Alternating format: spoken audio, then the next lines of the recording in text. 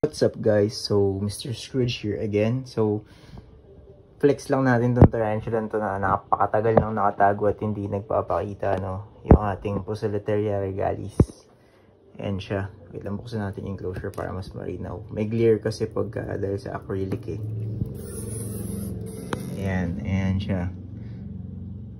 Actually kumakain siya ngayon ng hissing cockroach. Ngayon ko lang kasi siya nakitang lumabas. So tinry ko lang pakainin and then hindi ko dala yung cellphone ko kanina, so hindi na tayo nakapag video for takedown, no. Pero ayan siya, kung mapapansin nyo, di ba ang ganda.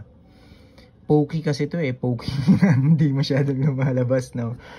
Kaya ayan ang problema sa mga pokey, onting kaluskos, onting nagtatago sila. Pero kung mapapansin nyo, ang ganda niya. Malaki kasi itong enclosure niya eh, kaya bihira natin siya makita. Kadalasan nakatago siya dito sa cork bag na yan. Pero ayan, diba? Ang ganda ng coloration niya. Kaso nga lang, bihira natin siya makita. Eh, no? Diba?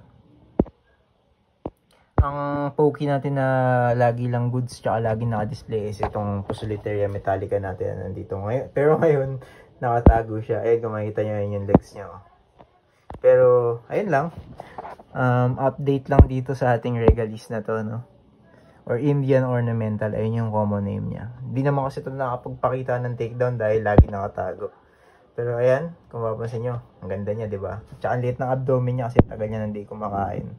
Bihira lumabas. So, kaya hissing cockroach na agad yung pinakain ko sa kanya para busog-lusog agad kahit hindi siya ulit kumain na matagal.